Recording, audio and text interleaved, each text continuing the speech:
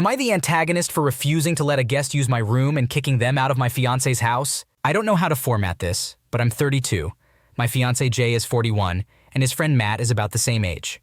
I know my fiancé has definitely given me special treatment, and I don't know if that's affecting how I perceive this situation or if I'm correct. When Jay bought his house, it was a 3-bedroom, 3-bathroom house, but he wanted a fireplace in his bedroom, so he converted the den, turning it into a 4th bedroom. However, this room doesn't have a closet, and the nearest bathroom is the smallest. Jay used the master bedroom for guests. I've been gradually moving in over the past few months, and Jay gifted me the master bedroom as my personal space when I brought up needing more room. The bathroom and closet have ample space, and I can use the room for my altar and my cat's belongings. Additionally, due to my chronic illness, sometimes it's better for me to sleep alone. He turned his office into the new guest room, which is a much smaller space. However, I don't actually live there yet and won't for around 6 months. His friend Matt lives out of state but took on a project in our city and planned to stay with Jay for 12 weeks. The last time Matt visited, he stayed in the master bedroom and assumed he would be using that room again. He seemed surprised when he arrived this time, but he didn't mention anything right away. However, after a couple of days, he started making comments like it's such a small room for a long stay and so on.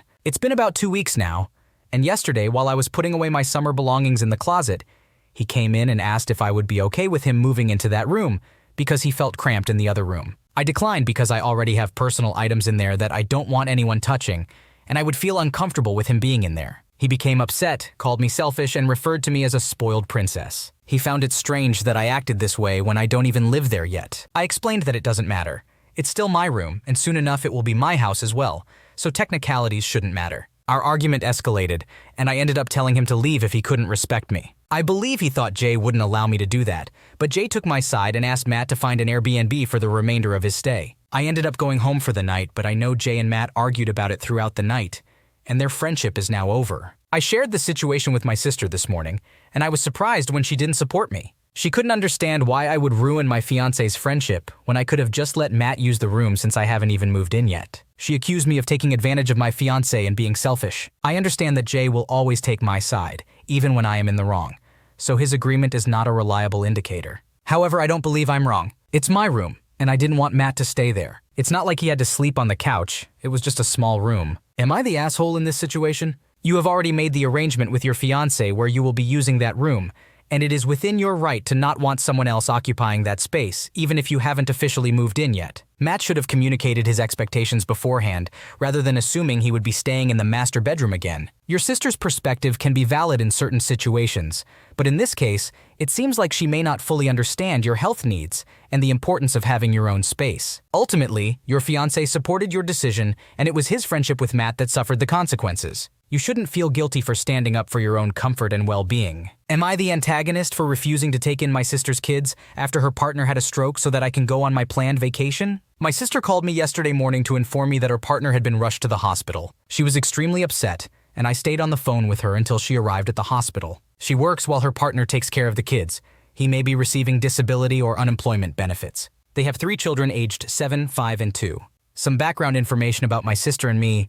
We had not spoken for almost a year before she called me recently. Our relationship has always been strained, partly due to our parents' influence. I must admit that my parents favored me and considered my sister to be a problem child. Since her teenage years, she has struggled with drug use and partying. She graduated from high school but dropped out of community college. Our strict traditional Asian parents completely cut ties with her after she dropped out. They disowned her and act as if they never had an older daughter. My parents have not spoken to her in almost 10 years and have never met their grandchildren. For the past decade, I have tried to maintain a positive relationship with my sister, but she has repeatedly betrayed my trust. She borrowed money from me and never repaid it, stole and sold my belongings, and brought unnecessary drama into my life, among other things. To be honest, I have been attempting to distance myself from her for the past 3-4 years because she has only caused me pain, stress, and suffering. Then, last night, she called me again to inform me that her partner had suffered a severe stroke and underwent emergency surgery. The doctors are uncertain about his prognosis. She begged me to look after her children temporarily because she cannot afford childcare and will lose both her jobs if she is forced to stay with them. Now here's the dilemma. My boyfriend and I are approaching our 5-year anniversary. We have already purchased tickets, requested time off from work, and made arrangements for a 2-week trip to Europe starting this Friday. The total cost of the trip, including airfare, was $18,000, most of which is non-refundable. I told my sister I would call her back after discussing it with my boyfriend. He said the decision was entirely up to me. After much consideration, I decided that I wanted to go on our anniversary trip, as I had been eagerly anticipating it for a whole year. When I called my sister back and informed her of my decision, she began sobbing and became angry, accusing me of being heartless and selfish. She argued that we could afford to reschedule our vacation and that we did not need the money back. However, she was concerned about losing her job and custody of her children if she couldn't find someone to take them in. It was an incredibly difficult conversation, but I stood by my choice. It has been almost a day since our call, and I must confess that I do feel a lot of guilt. Am I the asshole in this situation? It is important to consider the strained history between the poster and their sister,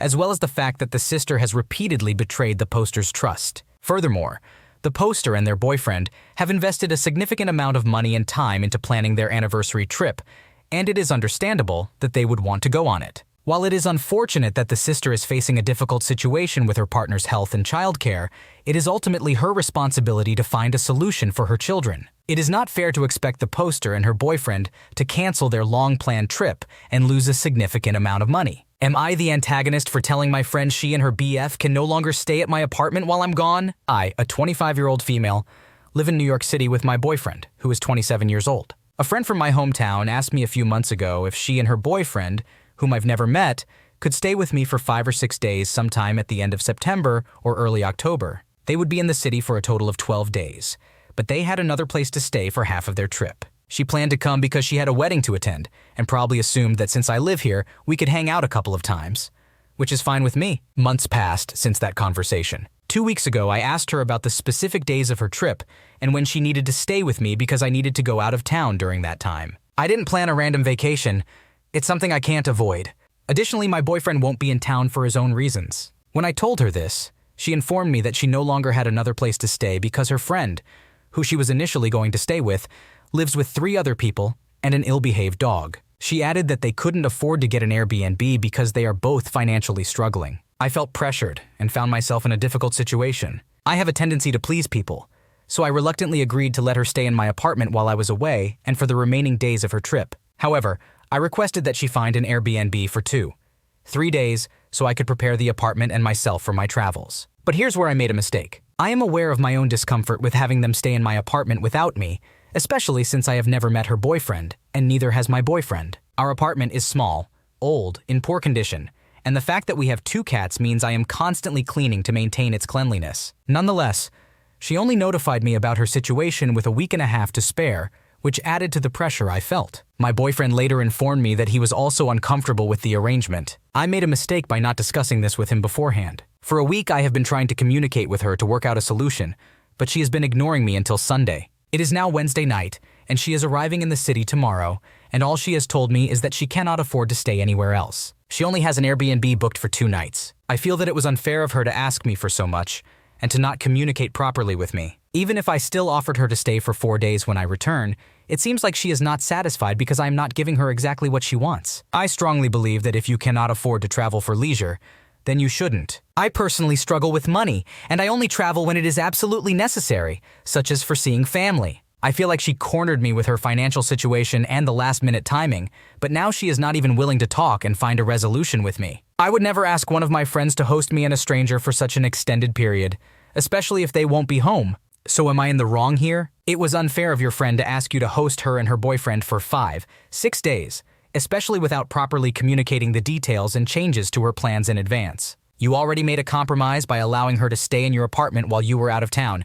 and it is not unreasonable for you to ask her to find alternate accommodations for the remaining days. It is also understandable that you would feel uncomfortable having people you have never met stay in your small and old apartment. It is unfortunate that she is not responding and working out a solution with you. Am I the antagonist for telling my sister she will be insecure no matter what I wear to her wedding? To preface, my sister and I, both of Indian descent from the United States, are currently in the process of getting our clothes made for her upcoming wedding in November. Indian weddings are typically large and extravagant with multiple events. As the bride's sister, I am expected to dress beautifully, so I've decided to have my clothes custom made. Yesterday, we had our first fitting for the outfits, and my sister became upset when she saw mine. I'm having 4 different lehengas made, which consist of a crop top and a long skirt for the wedding events. However, my sister has chosen to wear suits, which are tunics paired with baggy pants. Upon seeing me in the outfits, she felt they were too revealing and asked me to wear something more modest, considering that she herself will be wearing a suit. It is worth mentioning that we have different body types, and her choice of a suit is more suited to her. I pointed out that many of our cousins will also be wearing similar outfits to the wedding, but this only made my sister even more upset. She expressed that she wants to have the spotlight for this special event in her life, regardless of what others are doing. Here's where I might be in the wrong. I told her that her insecurities are her own to deal with, regardless of what I wear. It's worth noting that our Indian mom has always been straightforward about highlighting our physical differences throughout our lives. While I understand why she might feel insecure, I don't believe I should have to cater to her insecurities. My mom agrees with me and told my sister that I will be wearing the lehengas because they suit me better. Personally, I find Indian suits to be frumpy and prefer to wear what flatters me. If I were to wear a suit, I wouldn't feel comfortable attending the wedding as they tend to suit more mature women.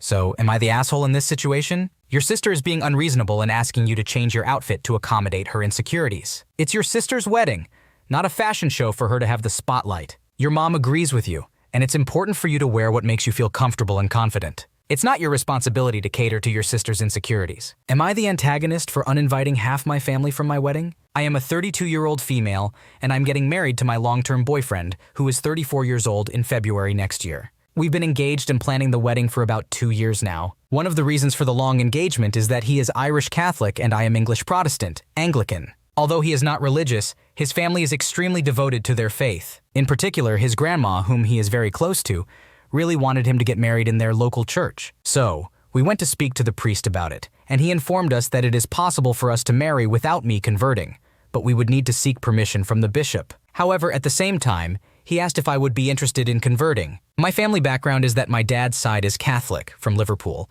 but my mom's side is Anglican. Long story short, I thought about it and decided to undergo the conversion course. I started it a year and a half ago and completed it this April. A few months ago, I was at home for a big family BBQ, and a cousin from my dad's side, who was never christened or baptized, mentioned that she was contemplating going to church. I began telling her about the course I had taken, which is also for newcomers to the church, and shared my experience with her. At this moment, one of my aunts from my mom's side, who was quite intoxicated, overheard and said, "You're a Catholic now. Isn't it bad enough you're marrying one?" I was momentarily speechless, but my dad, who is a conflict resolution sort of person, attempted to diffuse the situation with a joke by saying, "Like mother, like daughter." However, as someone who does not shy away from conflicts, I asked my aunt what she meant by that remark. She went on a rant about the 70s, and my mom had to practically drag her inside. It's worth noting that my aunt's husband, my other aunt, her husband, and their adult children were all present, but none of them attempted to silence her. In fact, they excused her behavior by saying things like,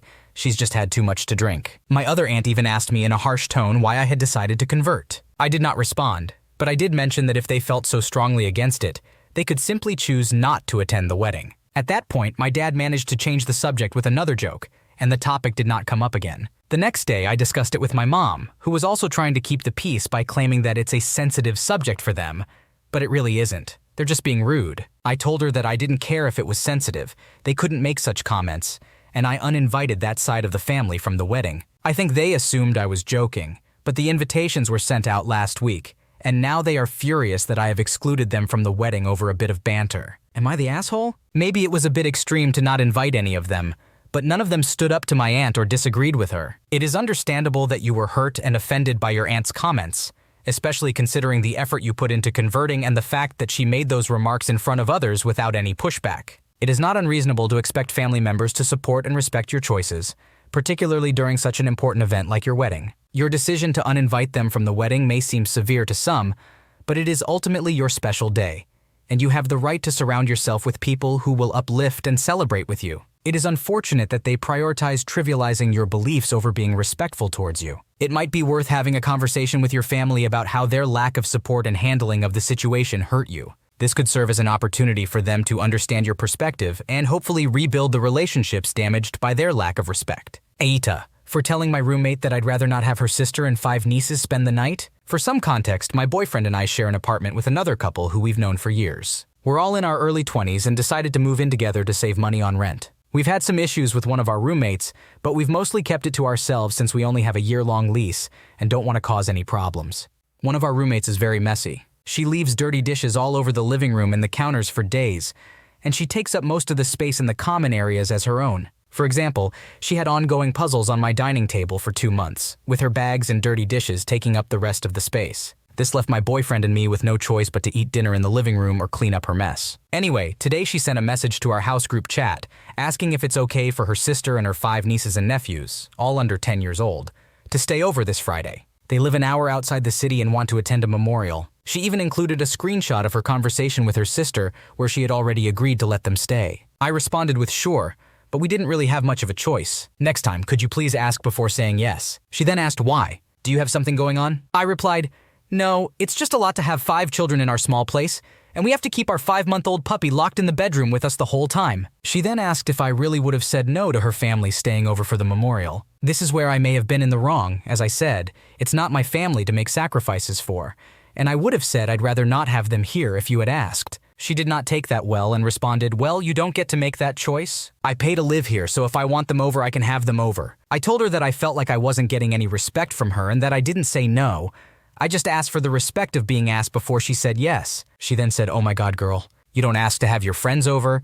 You just tell me, referring to one friend who has been over a few times but always stays in my bedroom or crashed on our couch 3 times. She also said, you have an issue with my sister and her kids every time they come over. The only issue we had was when the kids used our dishes and broke a plate. So I simply asked if they could use paper plates or their own dishes in the future. I explained to her that having an adult in my room or on the couch quietly and leaving early in the morning is very different from having 5 kids around. She kept asking why, and I eventually closed the conversation by saying, if you can't try to see my side, then I'm done talking. So am I in the wrong here? Your roommate should have asked for permission before inviting her sister and 5 nieces and nephews to stay overnight. It is understandable for you to have concerns about having 5 children in the living space, especially given the small size of your apartment and the fact that you have a puppy. Requesting the courtesy of being asked before making such arrangements is a reasonable expectation. It appears that your roommate's response was dismissive and disrespectful, failing to acknowledge your concerns or attempt to understand your perspective. Thanks for watching. When you subscribe, make sure to hit the bell to turn on notifications so you never miss a video. To finish listening to all the stories, check out the playlist in the description.